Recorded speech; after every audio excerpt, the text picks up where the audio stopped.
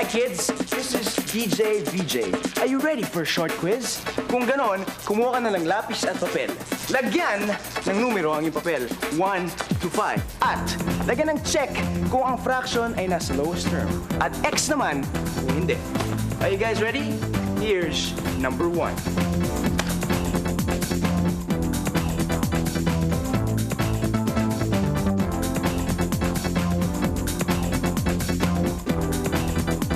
Take this, number 2.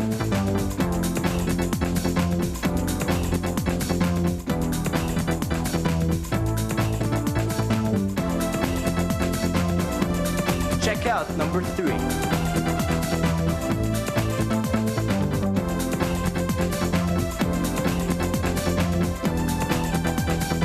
Now it's time for number 4.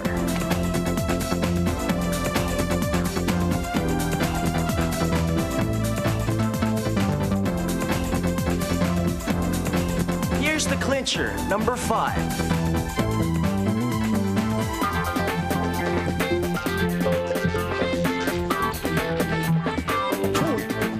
Oh, tapos na?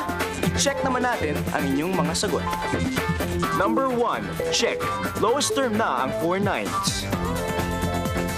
Number 2, cross. Hindi pa lowest term ang 8 12s.